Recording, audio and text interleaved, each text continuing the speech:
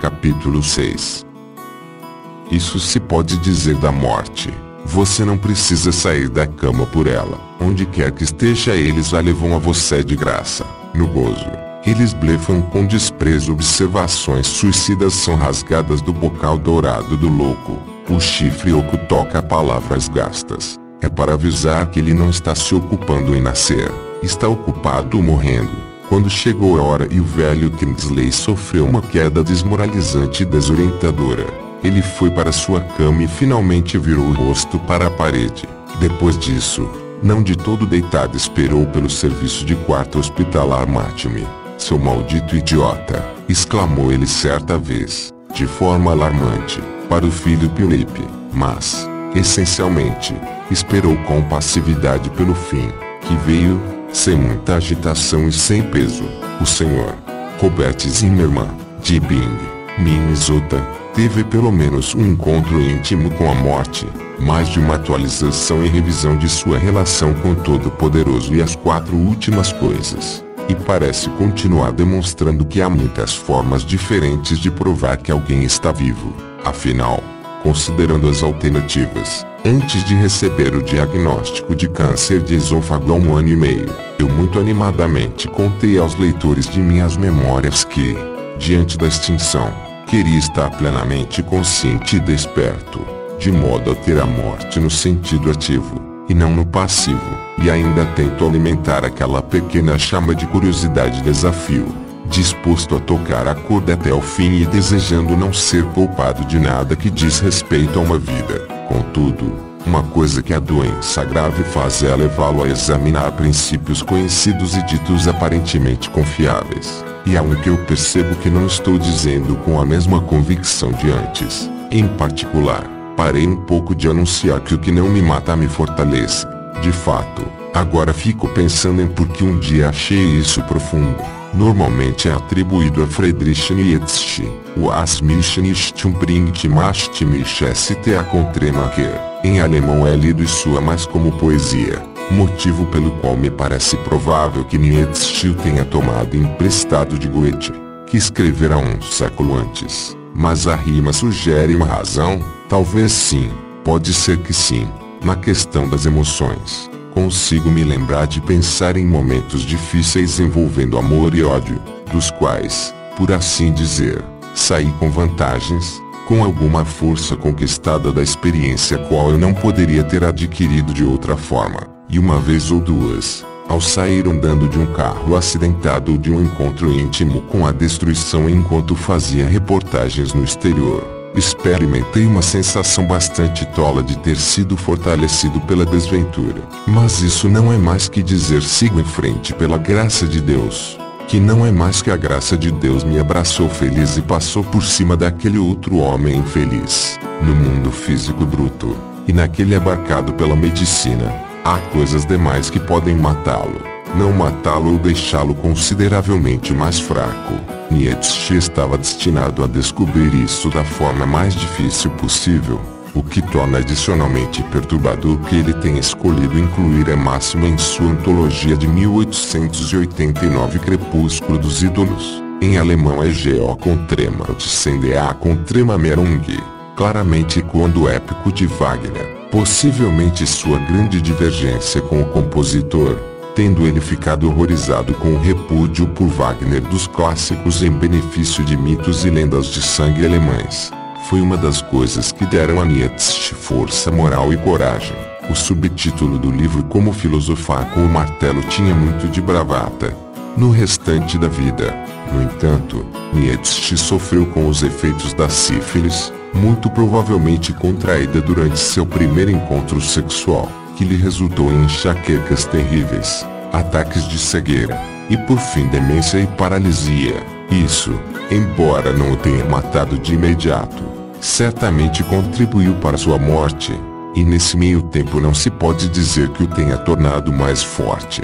Durante sua decadência mental, ele se convenceu de que o feito cultural mais importante possível seria provar que as peças de Shakespeare haviam sido escritas por Bacon, um sinal incontestável de avançada exaustão intelectual e mental. Tenho um leve interesse nisso, porque há pouco tempo fui convidado a debater religião por uma emissora de rádio cristã no sul profundo dos Estados Unidos. Meu entrevistador sustentou uma cuidadosa cortesia sulista o tempo todo, sempre me dando o tempo suficiente para apresentar minhas ideias, e então me surpreendeu perguntando se, de alguma forma, eu me via como um nietzscheano. Respondi negativamente, dizendo que concordava com algumas das ideias propostas pelo grande homem, mas não devia a ele nenhuma grande perspectiva de mundo e achava seu desprezo pela democracia um tanto desconcertante. Tentei acrescentar que H.L. Mencken e outros também o haviam utilizado para justificar algumas grosseiras posturas social-darwinistas sobre a inutilidade de ajudar os desajustados, e sua assustadora irmã, Elizabeth, se valera de sua decadência para distorcer-lhe a obra, como se tivesse sido escrita em apoio ao movimento nacionalista antissemita alemão. Isso talvez tenha dado a Nietzsche uma merecida reputação póstuma de fanático. O entrevistador continuou pressionando, perguntando se sabia que muito da obra de Nietzsche fora produzido quando ele sofria de sífilis em estado terminal. Novamente respondi que ouvira falar disso e não via motivo para duvidar, embora também não tivesse conhecimento de qualquer confirmação. No momento em que ficava tarde eu ouvi a vinheta de encerramento do programa e o aviso de que não tínhamos mais tempo. Meu anfitrião se apressou em dizer que acreditava que meus próprios textos sobre Deus talvez tivessem sido influenciados por mal semelhante. Eu devia ter previsto a pegadinha, mas fiquei sem palavras. No final, e em circunstâncias infelizes na cidade italiana de Turim, Nietzsche ficou arrasado com a visão de um cavalo sendo cruelmente espancado na rua. Ao correr para lançar os braços ao redor do pescoço do animal, sofreu uma terrível convulsão e aparentemente passou o restante de sua dolorosa e assombrada vida aos cuidados da mãe e da irmã. A data do trauma em Turim é potencialmente interessante.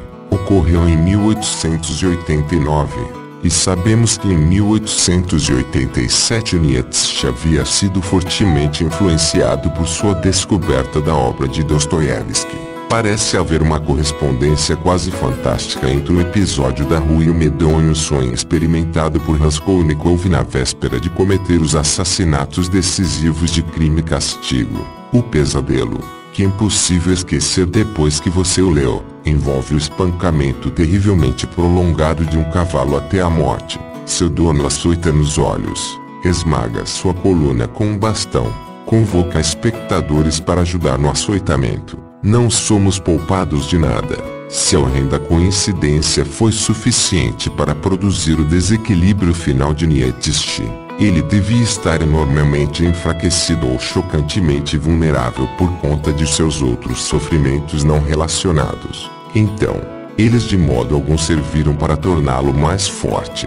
O máximo que Nietzsche poderia querer dizer, penso hoje, é que aproveitou ao máximo seus poucos intervalos sem dor e loucura para colocar no papel suas coletâneas de aforismos e paradoxos penetrantes. Isso pode ter lhe dado a impressão eufórica de que estava triunfando e fazendo uso da vontade de poder. Crepúsculo dos Ídolos foi publicado quase simultaneamente ao Horror em Turim, de modo que a coincidência foi levada mais longe do que poderia razoavelmente ir. Ou tome-se como exemplo um filósofo totalmente diferente e mais contido, mais próximo de nossa própria época, o falecido professor Sidney Walker, um famoso materialista e pragmatista, que escreveu tratados sofisticados sintetizando a obra de John Dewey e Karl Marx. Também era um ateu determinado. No final de sua longa vida, ficou gravemente doente e começou a refletir sobre o paradoxo de, estando baseado na meca médica de Stanford, Califórnia, ter à disposição um nível de cuidados sem precedentes na história e, ao mesmo tempo, ser exposto a um grau de sofrimento que gerações anteriores poderiam não ser capazes de suportar. Pensando nisso após uma experiência especialmente horrível da qual acabou se recuperando, ele decidiu que no final das contas teria preferido morrer. Cheguei ao ponto da morte. A insuficiência cardíaca congestiva foi tratada com finalidade diagnóstica por meio de um angiograma, que provocou um derrame, soluços violentos e dolorosos, ininterruptos durante vários dias e noites, impediram a ingestão de comida. Meu lado esquerdo e uma de minhas cordas vocais ficaram paralisadas. Alguma forma de pleuresia se instalou, e senti que estava me afogando em um mar de muco. Em um dos intervalos de lucidez durante aqueles dias de agonia, pedi a meu médico para suspender os mecanismos de sustentação de vida, ou me mostrar como fazer isso. O médico recusou o apelo, garantindo ao que de modo muito altivo que algum dia ele perceberia a falta de sabedoria do seu pedido. Mas o filósofo estoico, do ponto de vista da continuação da vida, continuava insistindo em que gostaria de ter a permissão para expirar. Ele ofereceu 3 razões. Outro derrame doloroso poderia atingi-lo, obrigando-o a sofrer tudo aquilo novamente. Sua família se via forçada a passar por uma experiência infernal. Recursos médicos estavam sendo investidos sem sentido. Ao longo do ensaio, ele usou uma frase poderosa para descrever a posição de outros que sofriam da mesma forma, dizendo que todos se deitavam em túmulos de colchão. Se voltar à vida não conta como algo que não o mata, então o que conta? E, ainda assim, parece não haver sentido significativo no que tornou Sidney Hook mais forte.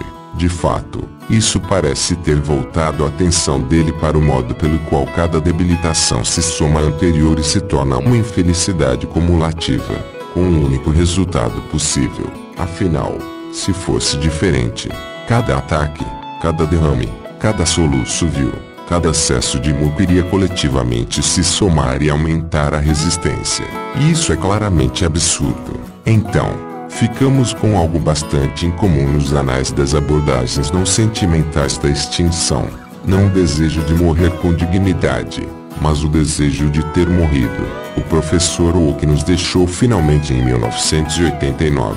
Sou uma geração mais nova do que ele. Não cheguei tão perto do final amargo quanto ele teve de chegar, nem tive tempo de pensar em uma conversa tão dura com um médico. Mas me lembro de ficar deitado ali, olhando para meu tronco nu, coberto quase da garganta ao umbigo por uma vívida dermatite vermelha de radiação. Isso era fruto de um mês de bombardeio com prótons que queimara todo o câncer em meus nódulos clavicular e paratraqueal, bem como o tumor original no esôfago. Isso me incluiu numa categoria rara de pacientes que podiam alegar ter recebido a terapia mais avançada disponível apenas para o código de área estelar do MD Anderson Cancer Center, de Houston. Dizer que a dermatite dói seria inútil. A luta é para transmitir o modo como ela dói por dentro. Fiquei deitado dias a fio, tentando em vão adiar o momento em que teria de engolir. Cada vez que engolia, uma onda de dor infernal subia por minha garganta, culminando no que parecia um chute de mula na base das costas. Ficava pensando se as coisas pareciam tão vermelhas e inflamadas do lado de dentro quanto eram do lado de fora. E, então, tive um maldoso pensamento espontâneo: caso tivesse sido informado disso tudo antes, teria optado pelo tratamento. Houve vários momentos, enquanto me contorcia, remexia, engasgava e xingava, em que duvidei seriamente disso. Provavelmente é uma misericórdia que a dor seja impossível de descrever de memória. Também é impossível alertar contra ela. Se meus médicos de prótons tivessem tentado me dizer com antecedência, talvez pudessem ter falado em grave desconforto ou, talvez, em sensação de queimadura.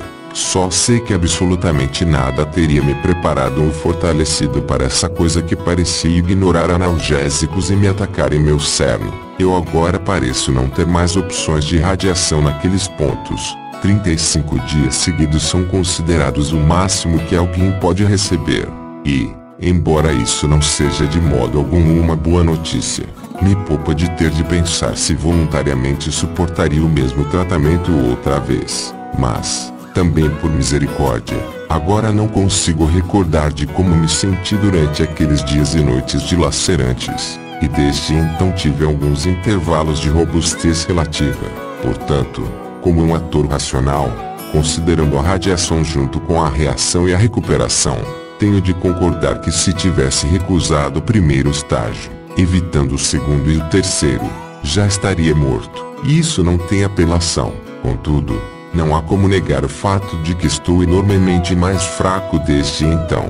Parece ter se passado muito tempo desde que eu presenteei a equipe de prótons com champanhe e embarquei quase lépida em um táxi. Durante minha internação seguinte, em Washington, a instituição me presenteou com uma violenta pneumonia por estafilococos, e me mandou para casa 2 vezes com ela, o que quase acabou comigo. A fadiga aniquiladora que tomou conta de mim e em consequência disso continha a ameaça mortal de rendição ao inescapável. Quase sempre veria fatalismo e resignação se abatendo desalentadoramente sobre mim enquanto eu fracassava na luta contra minha inanição geral. Apenas 2 coisas me salvaram de me trair e desistir.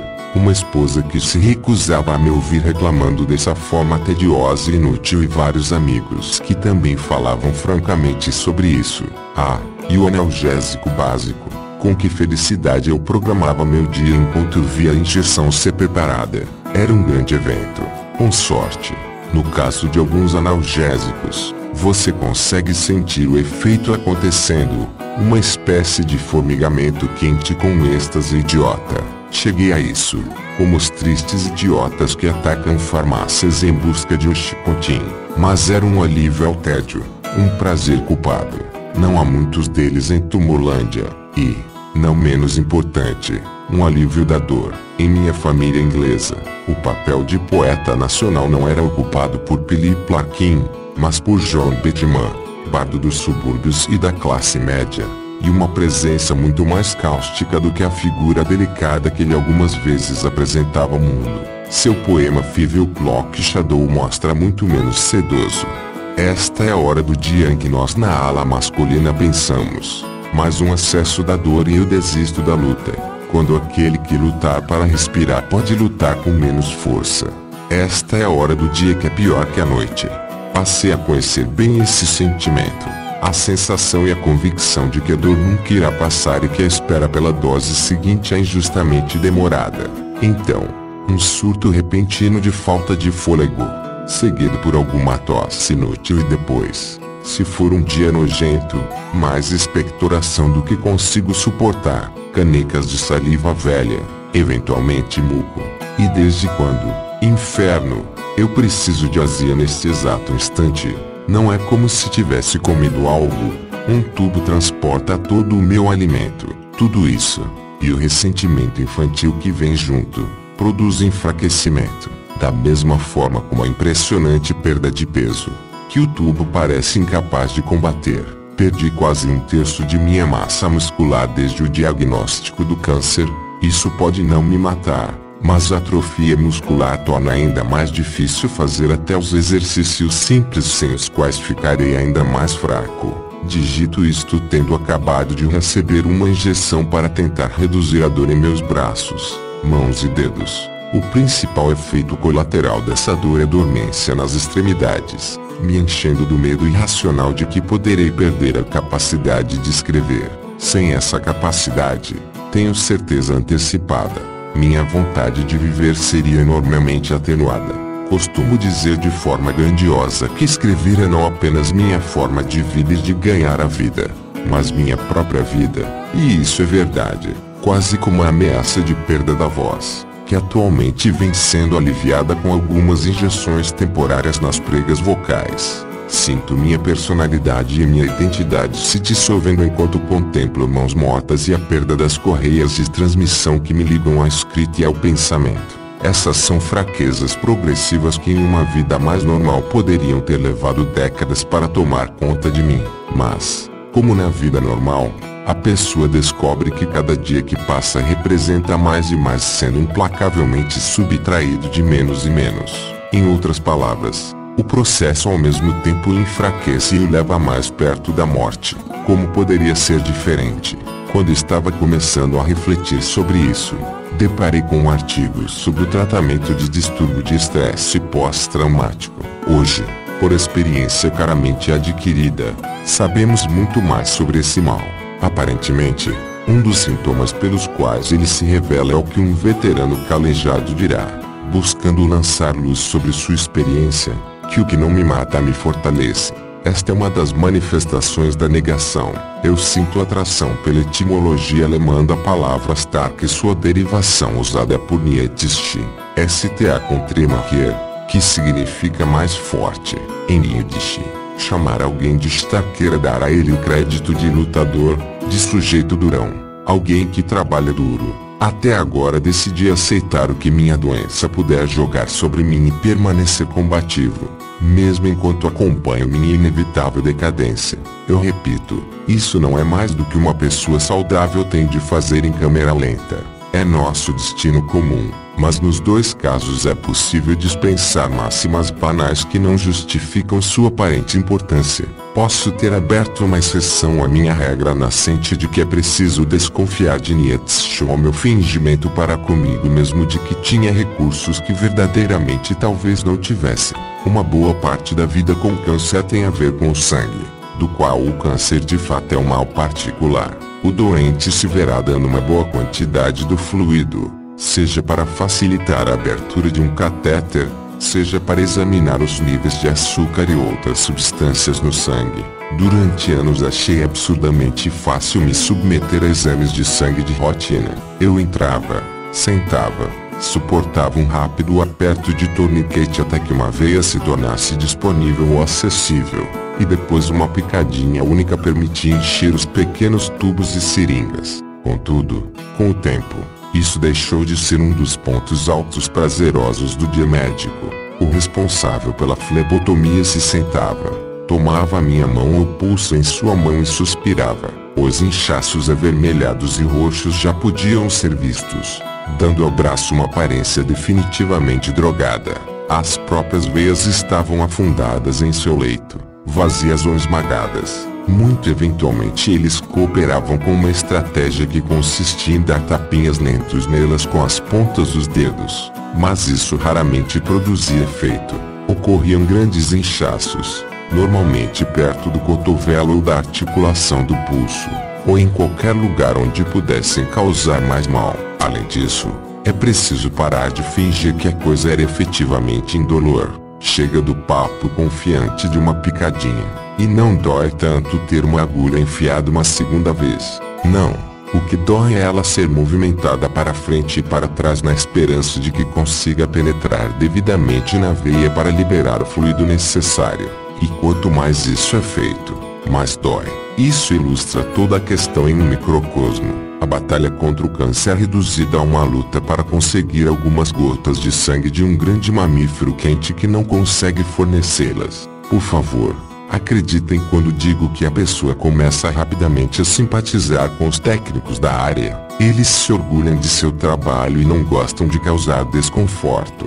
De fato, eles regularmente, e com alívio, dão lugar a outro voluntário ou se submetem à experiência de outro profissional. Mas o trabalho tem de ser feito, e é um desalento quando não pode ser completado. Recentemente fui agendado para a inserção de um catéter intravenoso no braço, a fim de eliminar a necessidade de invasões temporárias repetidamente. Os especialistas me disseram que é raro levar mais de 10 minutos para ser concluído, o que havia sido minha própria experiência em visitas anteriores. Não se passou muito menos de 2 horas até que, tendo tentado e fracassado com os 2 braços, eu estava sentado entre 2 protetores de colchão manchados de sangue seco e coagulação.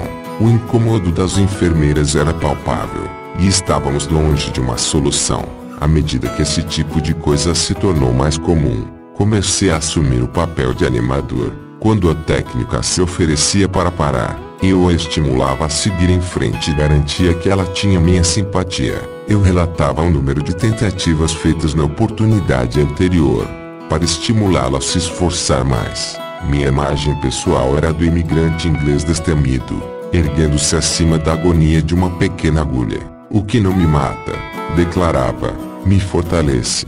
Acho que isso começou a murchar no dia em que eu pedi para seguir em frente 11 vezes, e estava secretamente esperando pela oportunidade de desistir e ir dormir.